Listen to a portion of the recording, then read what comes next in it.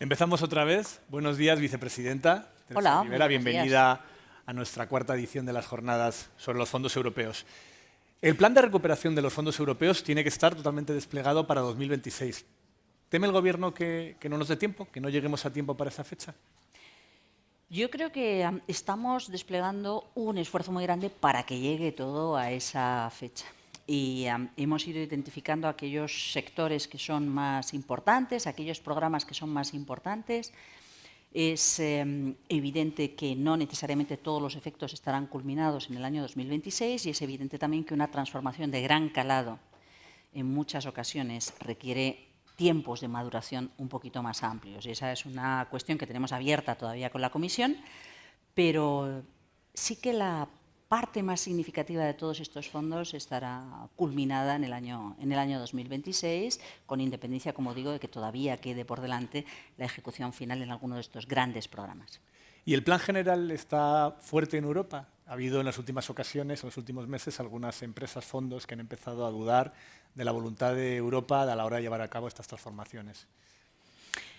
Yo creo que esto es quizá lo más importante. El presidente aludía a ello. Vivimos en un momento muy complejo de la geopolítica. Tenemos un gigante como China que está creciendo, que hace casi 20 años que tomó la decisión de que quería ser el gran colocador de bienes y productos, servicios que permitieran aprovechar todas las oportunidades económicas e industriales en torno a la revolución ecológica, la revolución ambiental. Estados Unidos ha despertado con una vocación industrial, empresarial también potente y un esquema de gestión administrativa de este impulso desde la administración distinto.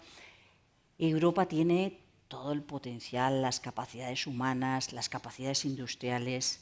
Y, sin embargo, nos falta dar ese gran salto a escala europea. ¿Cómo integramos la respuesta más allá de las fronteras? Yo creo que Enrico Letta lo contaba muy bien en este informe que presentaba hace apenas 2 semanas. ¿Cuál es esa escala europea en las grandes infraestructuras digitales y energéticas? ¿O de qué manera evitamos que el ahorro fraccionado a nivel nacional en Europa se traslade a Estados Unidos para volver a invertir en Europa de vuelta? ¿Cómo captamos todo ese talento?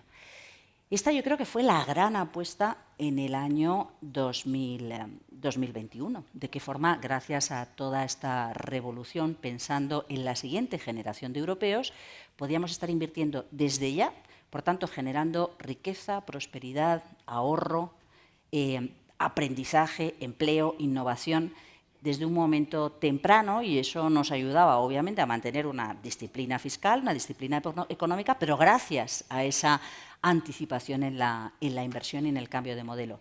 ¿Esto se termina en 3-4 años? Yo creo que no. Yo creo que esta es la década de la revolución que requiere un planteamiento que nos permita seguir avanzando y completar toda esa visión a escala europea de la revolución industrial, de la revolución energética, de la modernización, la innovación y la reducción de desigualdades. Algo que ha comentado también el presidente Pedro Sánchez en su discurso inaugural de estas jornadas, la idea de que este plan no sea el último, que haya otro nuevo plan, otros nuevos fondos Next Generation para afrontar esos nuevos retos más allá del 2026. Yo creo que esto es muy importante, el conseguir que efectivamente esta capacidad de darle la vuelta como un calcetín al modelo de producción, de consumo, que ha estado inspirando toda la transformación económica durante décadas y que en gran medida se ha ido agotando, requiere una continuidad. Y en estos años, que han sido unos años muy complicados, yo creo que Europa ha estado demostrando hasta qué punto si nos poníamos a ello, teníamos capacidad para superar muchos de los tabúes, mutualizar esta capacidad de endeudamiento, apostar por grandes infraestructuras comunes, responder de forma unida a una crisis como la crisis energética provocada con la invasión de Ucrania, nos ha permitido dar varios saltos adelante que deberían completarse y forma parte, obviamente, del debate al que estamos asistiendo en este momento. Un debate en el que hay una parte de las familias políticas o incluso de algunos países que vuelven con fuerza a ese sálvese quien pueda, mantengamos la austeridad, mantengamos una disciplina, una ortodoxia clásica, y hay otra parte que entiende necesitamos completar todo este proceso de modernización del conjunto del tejido productivo en Europa, porque es una fuente de progreso también desde el punto de vista social, y el elemento ambiental nos ayuda a orientar de qué estamos hablando. Esto yo creo que va a ser probablemente uno de los elementos más importantes de la campaña, pero también va a ser una de las cuestiones que se suscite inmediatamente después. ¿Qué es lo que ocurre? ¿Cuál es el modelo de Europa que queremos para los próximos años? Un modelo que se modernice y se refuerce para tener capacidad, voz, peso en un debate internacional complejo, pero gracias a que se produce más bienestar y más progreso económico, o un modelo en el que cada cual hace las cuentas pequeñitas, se las apaña como puede y que probablemente lleve a lo contrario, a reducir el peso no solamente político, al que aludía el presidente, también el peso económico y la capacidad de establecer alianzas mucho más potentes, extrapolando más allá de nuestras fronteras de qué estamos hablando cuando hablamos de producción, de consumo y de tejido industrial. Y ese modelo puede estar en cuestión en función del resultado de las elecciones europeas, porque uno de los miedos generalizados en muchísimos países es que no se repita esa coalición que existe hoy entre la familia socialdemócrata, el centro-derecha, los liberales, y que exista la posibilidad de una alianza con la extrema derecha que cambie los ejes fundamentales de la Unión Europea.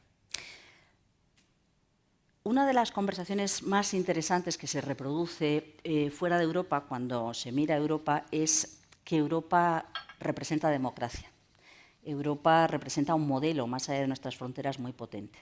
Para las personas con más bienestar, con más oportunidades, ven Europa una meta. Aquí nos podremos quejar de muchas cosas, pero lo cierto es que es todavía un sueño, un ideal, una aspiración de la gran parte del mundo que mira a Europa como un referente muy potente.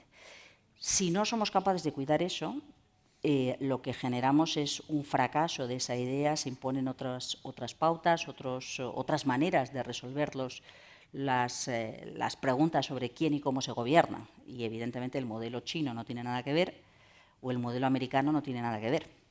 Y esa combinación de una gobernanza razonablemente institucionalizada, democrática, derechos, libertades, valores, un orden basado en reglas que proyecta Europa, en estos momentos está en juego, porque precisamente se cuestiona desde dentro ese orden basado en reglas, esa vocación de ofrecer prosperidad y bienestar a sus habitantes, a sus ciudadanos, y creo que las elecciones no se resuelven el 9 de junio y se acabó, empiezan el 10 de junio.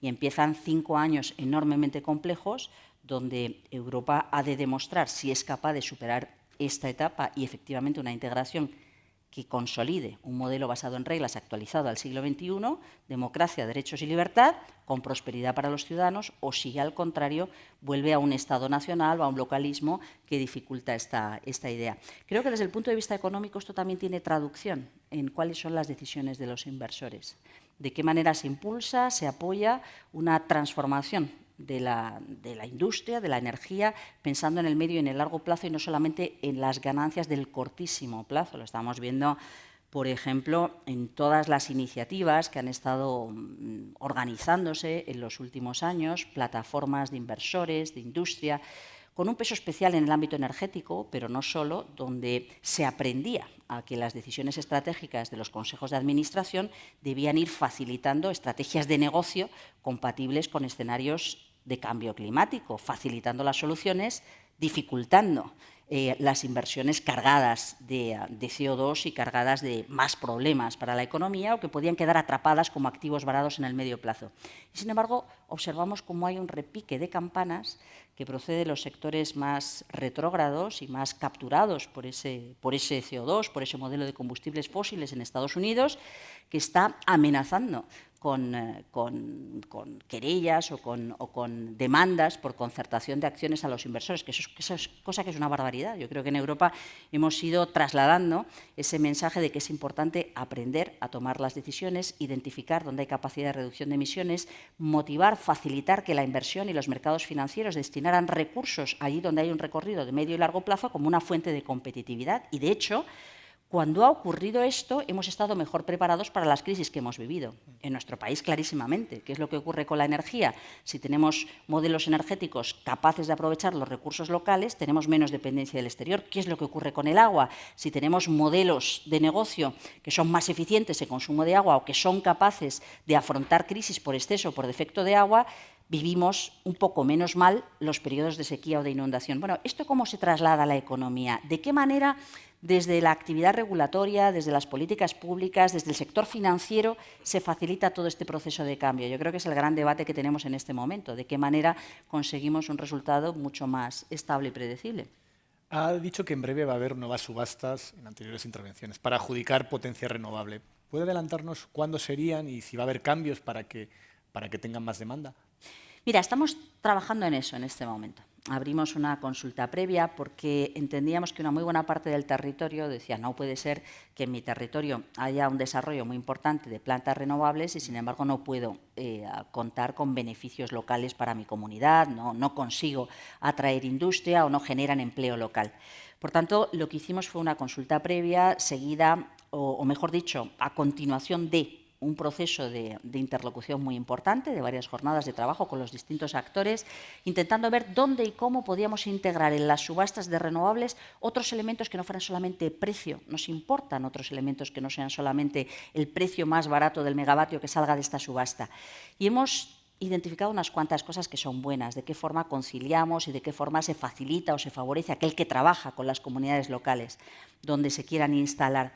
Ha sido tan interesante que nos damos cuenta de que eso resuena también fuera de nuestras fronteras, que Bruselas se está fijando, que está haciendo recomendaciones y directrices en esta dirección, que desde el punto de vista industrial hemos contado con el apoyo de la Comisión Europea para sacar adelante una Carta Europea de la Energía Eólica, una Carta Europea de la Energía Solar o una versión española de todas estas decisiones.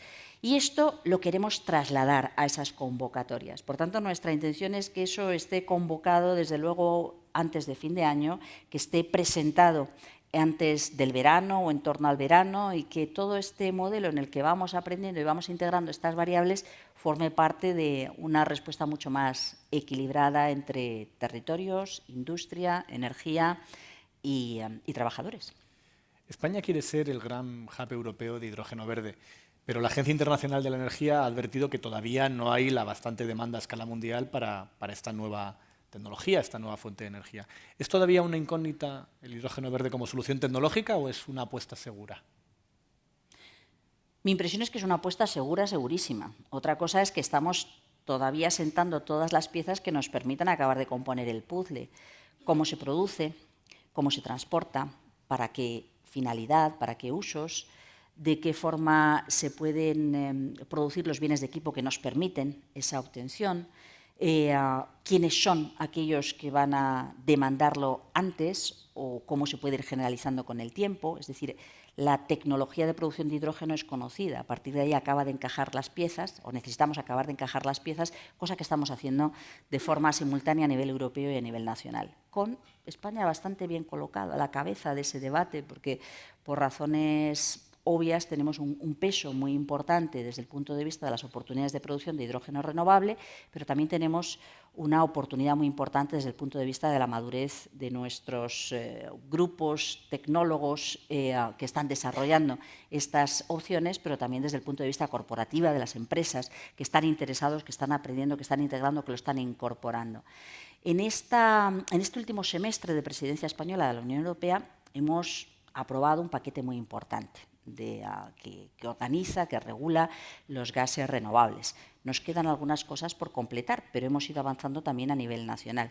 Le hemos encargado de forma provisional a Enagas que nos diga de qué forma podemos imaginar el gran esqueleto que nos permita transportar hidrógeno más allá de nuestras fronteras o conectar las grandes fuentes de producción y de consumo a nivel de la península ibérica.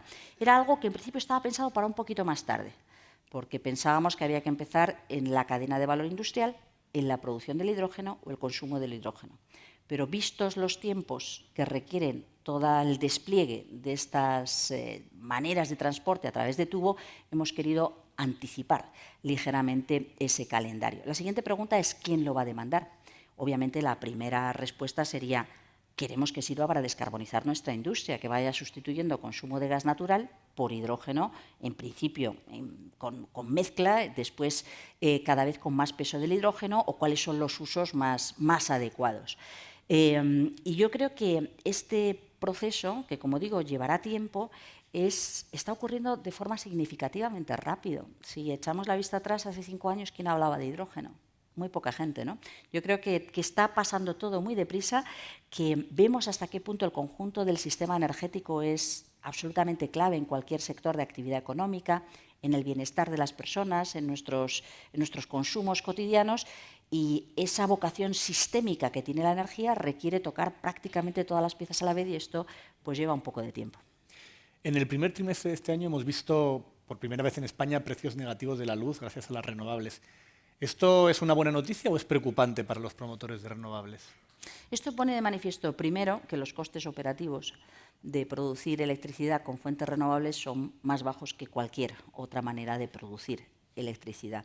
Pone de manifiesto que efectivamente tenemos que cambiar el sistema, que las reglas de funcionamiento del mercado y de determinación de precios requieren una actualización, porque requiere estabilidad para el inversor, estabilidad para el consumidor, ya sea industrial o doméstico, y eso pues tenemos que ir rápidamente cambiándolo.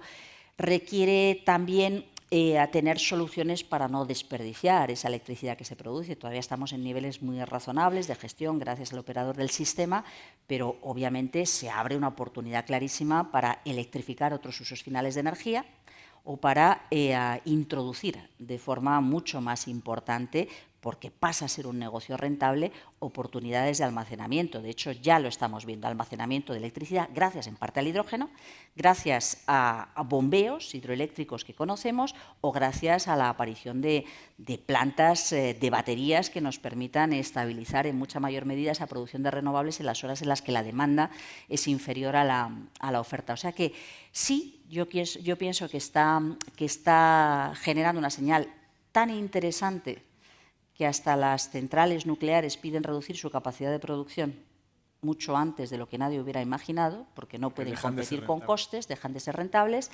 pero sí es verdad que este desajuste tiene que venir acompañado de una presencia creciente de fuentes de almacenamiento, de electrificación de otros usos, es decir, que se despliega todos esos objetivos de transformación de nuestro sistema eléctrico, que son tan importantes y que van más allá de la producción de electricidad a partir de fuentes renovables. ¿Y a corto o medio plazo significará electricidad más barata para todos?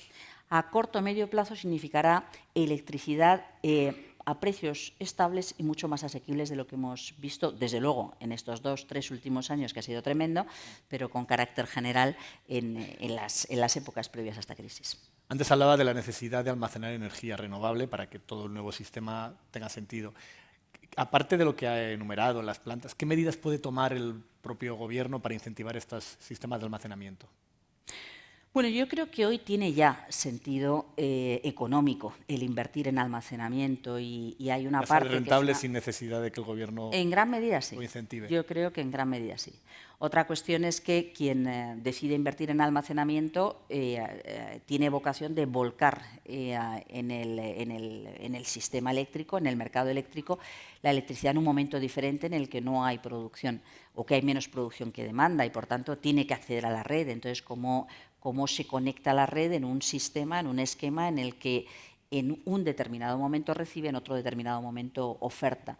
Y eso, nuestra petición en su momento fue que contara con una regulación para todos igual a nivel europeo. Lo que observamos en aquel momento, a propósito de la reforma del mercado eléctrico, es que el punto de partida de los distintos Estados miembros era muy diferente, y que había Estados miembros que iban con un poco de retraso en este planteamiento, y la Comisión nos pidió un año más. Por tanto, enseguida veremos alguna propuesta por parte de la Comisión, pero a nuestro juicio, y son las cifras, el interés que nos llega, hoy por hoy es ya rentable el almacenamiento. ¿Cómo ve la decisión de algunos ayuntamientos de dar marcha atrás con las medidas de peatonalización y carriles bici. En algunos casos son carriles bici pagados con fondos europeos. Bueno, yo creo que primero es un enorme error para con sus vecinos, cívico y de calidad de vida en las ciudades. Yo creo que todos aspiramos a vivir en la mejor ciudad del mundo, la más bonita, la más verde, la más agradable, con la mejor calidad de las construcciones, con el elemento más atractivo en las zonas comunes, por tanto, recuperación de zonas peatonales, naturalización de espacios urbanos y olvidarnos del ruido o de los humos de los coches, favoreciendo transporte público de calidad. O sea que yo creo que es una agresión directa a la calidad de vida de los vecinos en esas ciudades por las que se había empezado a apostar, por una mejora de esa vida colectiva.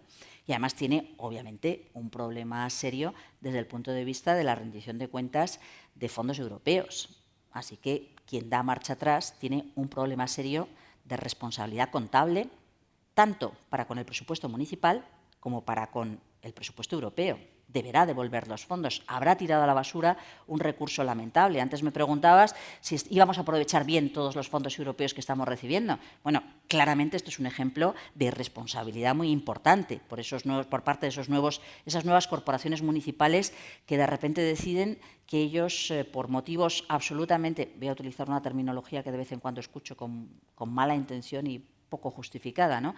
Por motivos dogmáticos, ideológicos y aleatorios, deciden marcha atrás en la inversión en la mejora de calidad de vida de sus ciudades. Pero yo sí creo que lo hemos visto en todas las grandes ciudades europeas, en muchas ciudades de tamaño medio en todo el mundo, es una aspiración por parte de cualquier persona, viva donde viva, ¿no? Recuperar ese espacio, que sea verde, que sea agradable, que haya modos no motorizados que nos permitan disfrutar de nuestras ciudades en mucha mayor medida, que haya transporte público de calidad en todas partes. Y estoy convencida de que a pesar de la coyuntura inmediata, después de las elecciones del pasado mes de mayo, esa agenda se va a recuperar con fuerza. Pues muchísimas gracias, vicepresidenta. Se nos ha acabado el tiempo. Acabamos aquí este diálogo tan interesante y gracias otra vez por haber participado en esta jornada sobre fondos del diario.es. Muchas gracias. Pues muchas gracias.